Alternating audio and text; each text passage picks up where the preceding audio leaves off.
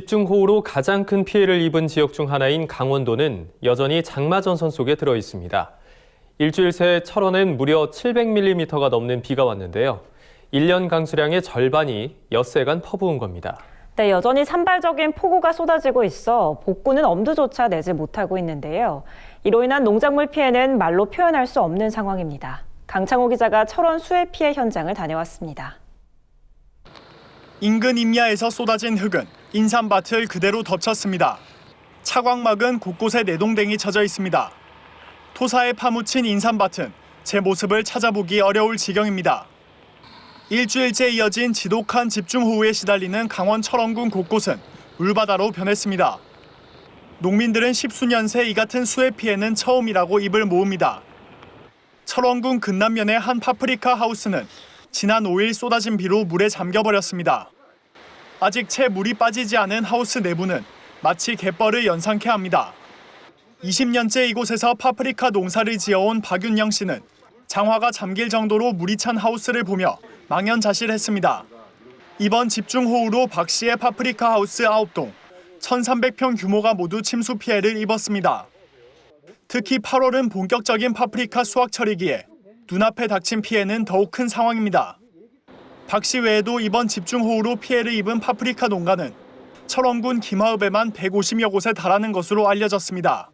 제가 하우스 농사를 진 지가 지금 한 20년 됐는데 여태까지 이렇게 폭우 피해로 해가지고 하우스에 이렇게 이루스모고 폭발적으로 물이 차고 하는 거는 처음이에요. 물 막 차고 막 다 망가지고 하는 상황인데 지금 같은 경우는 어떻게 비가 그치기만 기다리고 있는 상황이고. 인근 토마토 비닐하우스의 수해 피해도 심각한 상황입니다.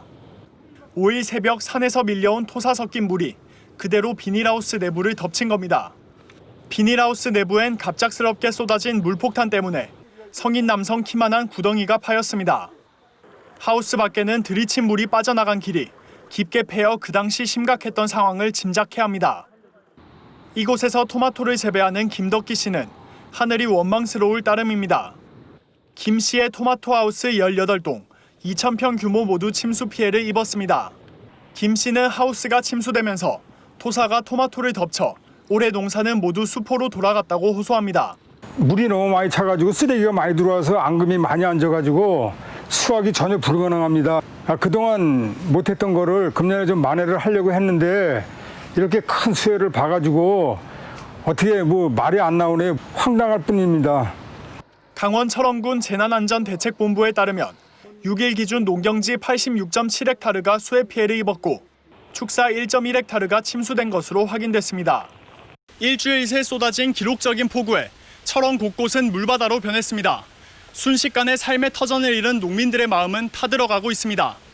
MBS 뉴스 강창호입니다.